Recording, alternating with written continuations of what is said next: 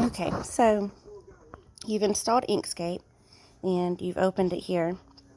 What I always like to do is go up to File,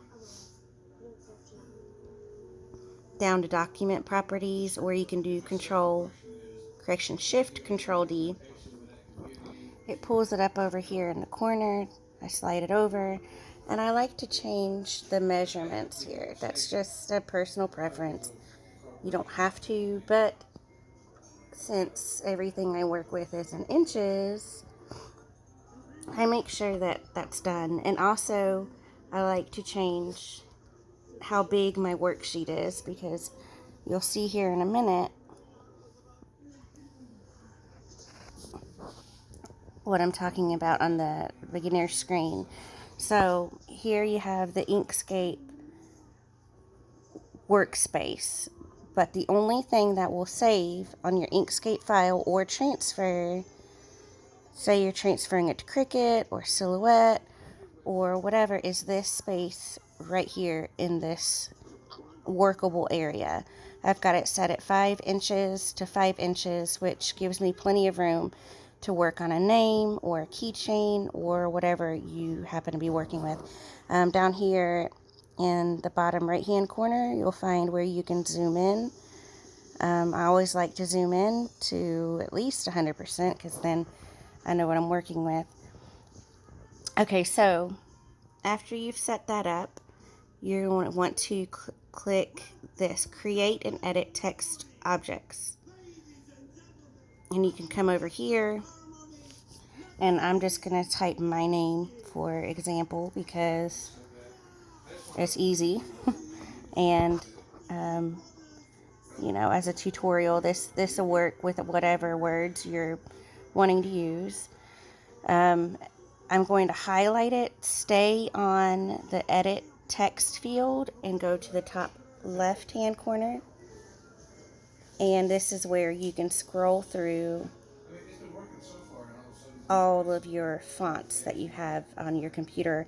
I have noticed just a few that don't transfer to Inkscape, and that's fine. But for the most part, they do. So, Bring Heart, that's one of my favorites, Bring Heart. Sorry about that. And then you're going to want to, I can't do it with one hand, but just let you know, if you want to keep your size proportioned that way, you're going to need to hold down Control and then make it bigger. Because see, I'm not holding down Control, and I can change all kinds of shapes and everything else. But I think I've got it pretty proportioned now. Now this is where you have to remember there's a couple of steps. You'll want to go to Path, Object to Path, with your word selected, and then you'll go to Object, Ungroup, and then back to Path and Union. That's kind of like Weld in Cricut, or I'm not sure what Silhouette has, but it welds it all together. If you have cursive or whatever, then it's going to make it so that it doesn't print funny. And then you'll want to go back to Path, Linked, Offset. And you'll see that the box around the words change, and there's a little dab right there.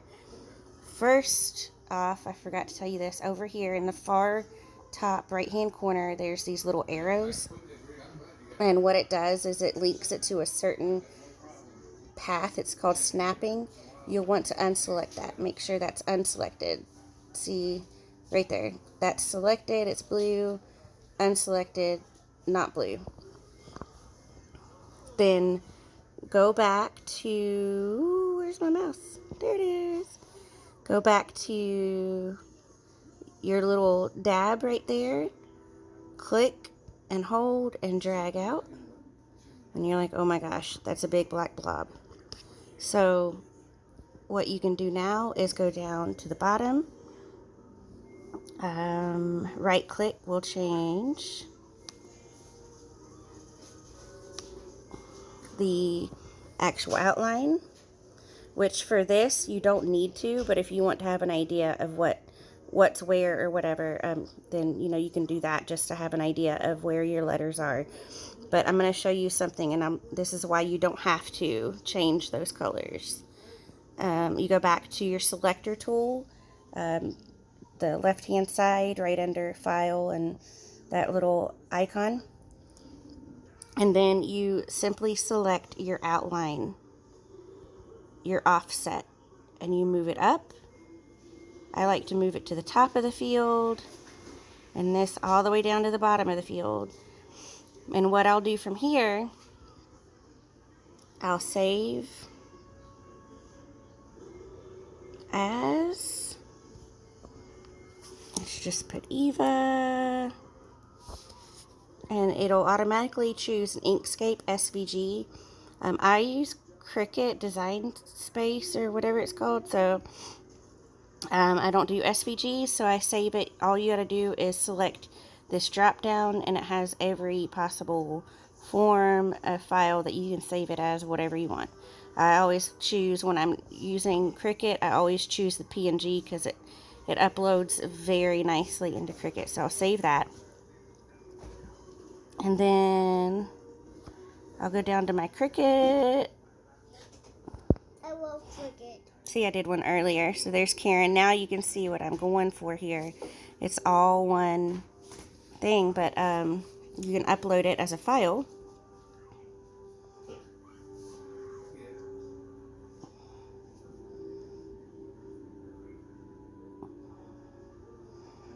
And if I can remember where I saved it.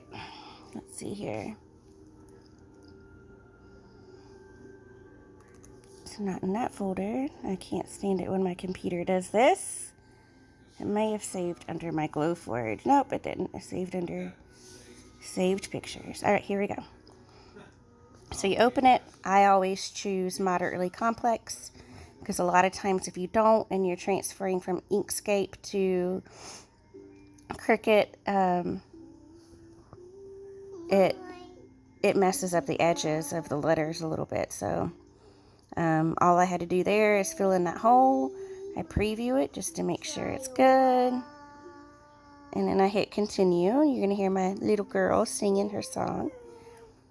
Of course, select cut image, save, insert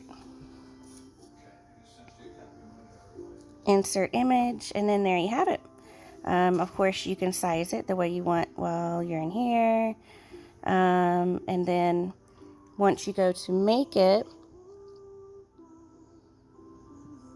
I'll show you another little trick that I do. This is why I space it out so far on Inkscape, is because then I can put one color, whatever color I want the offset to be, and then right under it I put whatever color I want the main text to be.